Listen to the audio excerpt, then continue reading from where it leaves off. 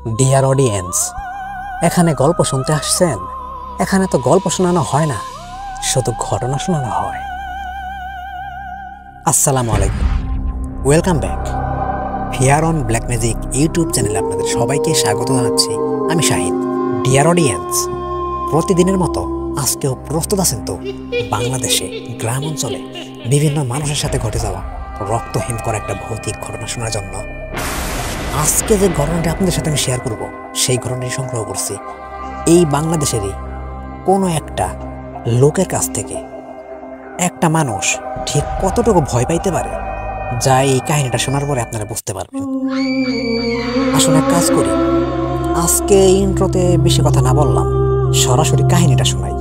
আশা করি সম্পূর্ণ কাহিনীটা শুনবেন, যথেষ্ট ভয় নিয়ে এখান থেকে বের হবেন। তো ডিয়ার অডিয়েন্স, আর একটি কথাও না বইলা সরাসরি আজকের কাহিনীটা শোনাই। So let's enjoy.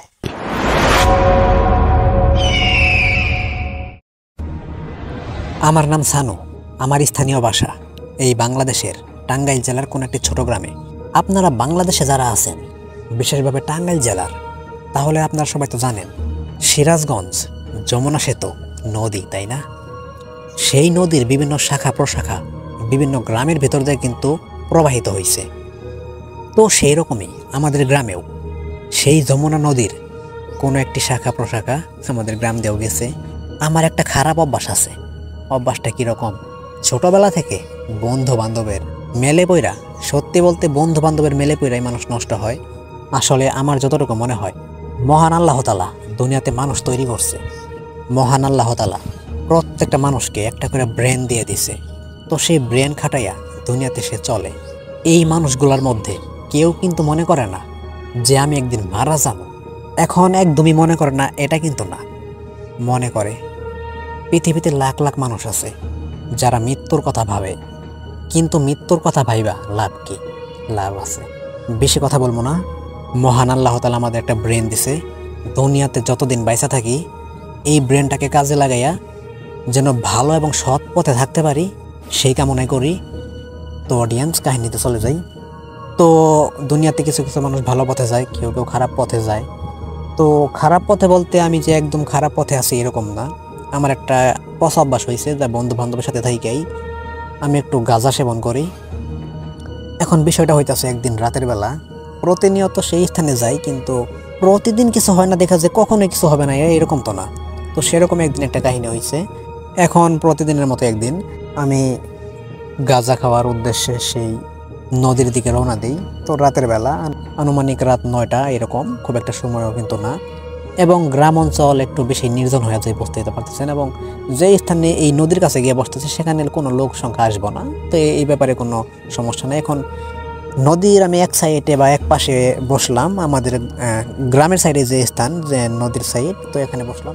এবং আমার বিপরীত সাইডে পানি শেষের পরে আবার নদীর স্থান। তো সেই স্থানে আছে একটা অনেক পুরাতন মুরগির ফার্ম, যা কিনা 5 থেকে 7 বছর যাবৎ পরিত্যক্ত হয়ে আছে। জায়গাটা একদম ঝড় জঙ্গলে ভরা গেছে। তো রাতের বেলা, এবং আমি যে স্থানে বসে আছি সেই নদীর কাছে, তো সেই নদীতে প্রায় ডেজার্ট মেশিন দিয়া বালো তুইলা স্থানটা একদম বড় করে ফেলাইছে। এখানে 2-1টা বাচ্চা মারা গেছে। তো যাই হোক, প্রত্যেক মানুষ যদি তার বাচ্চাদের একটু খেয়াল রাখে তাহলে তারা কোনো রকম কোনো দুর্ঘটনায় তারা পড়বে না ইনশাল্লাহ। তো যাই হোক, আমি সেই স্থানে গিয়ে বসছি। বসার পর আমি আমার হাতে যে জিনিসগুলো আমি নিয়ে আসছি তা তৈরি করতেছি। তৈরি করার পাশাপাশি আশেপাশে শুধু দেখতেছি আশেপাশে কেউ আছে কিনা বা কীরকম পরিবেশ, এইসবই দেখতেছি আর আমার হাতের কাজ করতেছি। অবশ্যই আমি দেখতে পারলাম, আমি কিন্তু সেই সময় সেই নেশা দ্রব্যগুলো সেবন করি নাই। আমি দেখতে পারলাম আমার বিপরীত পাশে যে মুরগির ফার্ম, সেই নদীর পাশে, সেই নদীর ওই পারে, সেই ফার্মের দিক থেকে একটা মহিলা সাদা কাপড় পরা হেঁটে হেঁটে সেই নদীর দিকে আসতেছে। এখন কথা হইতাছে, সেই স্থানে কোনো বাড়িঘর নাই। এই মহিলাটা কে? অবশেষে আমি দেখতে পারলাম সেই মহিলার হাতে কোনো কিছু আছে। তখন বুঝতে পারলাম যে মহিলার হাতে হয়তো কাপড় আছে। এখন নদীর ওই পাশ আমার এখান থেকে কতটুকু পাশ হতে পারে? সর্বোচ্চ 20 মিটার এরকম, কিন্তু প্রচুর স্রোত, এভাবে কখনো পারাপার হওয়া যায় না। তবে এই সময় পানি একটু কম, যেখানে কিনা একটা মানুষ আসতেই পারে। তো সেরকম আমি তাকায় তাকায় দেখতেছি আর ভাবতেছি এই মহিলাটাকে সাদা কাপড় পরা। তো আমার হাতে যেহেতু ফায়ার বক্স আছে, একটু একটু সাহস পাইতাছি। তো আমি শুধু সেই জিনিসটার দিকে তাকাই আছি, আর আমি আমার হাতের কাজটা কমপ্লিট করতেছি। ও আমি শুধু দেখতে পারতাছি সেই মহিলাটা ধীরে ধীরে সেই পানির কাছাকাছি নামলো। নামার পর তার হাতে যে কাপড়টা ছিল সেই কাপড়টা পানিতে রাখলো, এবং সে মানে একটা মানুষের মতো যেভাবে নাড়াচাড়া করতে হয়, কাপড় ধুইতে হয়, সেরকম করতেছে। অবশেষে আমি এটা দেখতে পারলাম, সেই মহিলাটা, মুখ তো আমি দেখতেই পারতেছি না এই পাশ থেকে, সেই মহিলাটা একটু তার হাঁটু পর্যন্ত পানিতে নামলো। নামার পর হঠাৎ কইরা পানিতে ডুব দিল। তারপর আমি কিচ্ছু দেখতে পারতেছি না।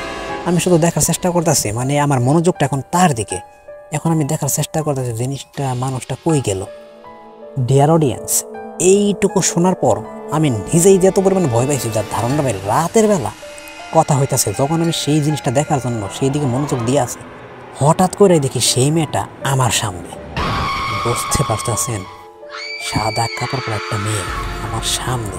আমি দেখলাম ওই পাশে সে কিনা পানিতে নামছে, আমার সামনে এসে উঠছে। আমি কেমন কইরা মানে পিছনের দিকে মানে ওই সময় লাফায় উঠছি, যা শুধু আমি বলতে পারবো। তো এটা দেখে আমি তো সেখান থেকে দৌড়। ওই এক ঝলক আমি যা বুঝতে পারছি, সেই মহিলার মুখটা আমি বুঝতে পারলাম না। একদম কালো সাদা কাপড় পরা একটা সাধারণ 17-18 বছরের একটা মেয়ের মতো, এরকম একটা বয়স্ক সাদা কাপড় পরা আছে, কিন্তু মুখটা একদমই অন্ধকার। তো এর মধ্যে যে বুঝতে পারলাম ইয়াং কোনো একটা মেয়ে হবে। তো সেই মেয়েটা আমার সামনে আসার পর আর কোনো রকম কোনো রেসপন্স করে নাই। আমি তো সেখান থেকে দৌড় দিয়ে সোজা বাসায় গিয়ে কাউরে কিছু বলি নাই, কারণ বলার হয়ে গেলে কোনো কথাও না। কথা হইতেছে পরের দিন আমার প্রচুর পরিমাণে জ্বর হয়, এবং আমি নিজেই হুজুরের কাছে যাই। হুজুরে বলে এই সমস্ত জায়গায় আর যায় না। জায়গাটা কেমন তুমি কি জানো না? এই সমস্ত জায়গা ভালো না, এই সমস্ত পরিত্যক্ত স্থানে খারাপ খারাপ জিনিসগুলো থাকে, তো সাবধান। তো ডিয়ার অডিয়েন্স, এই ছিল ছোট একটা কাহিনী। বিশ্বাস হয়েছে কিনা বলতে পারেন না, যদি বিশ্বাস হয়ে থাকে তাহলে অবশ্যই একটা লাইক করবেন। আর আমি শাহিন আজকের মতো বিদায় নিচ্ছি। আসতেছে আগামীকাল একই সময়, যদি ঘটনা সংগ্রহ করতে পারি তাহলেই রক্তহীন করে একটা ভৌতিক ঘটনা নিয়ে। তো সেই পর্যন্ত সবাই ভালো থাকবেন, সুস্থ থাকবেন, এবং ফেয়ার অন ব্ল্যাক মিউজিক এই ছোট ইউটিউব চ্যানেলের সাথেই থাকবেন। ধন্যবাদ।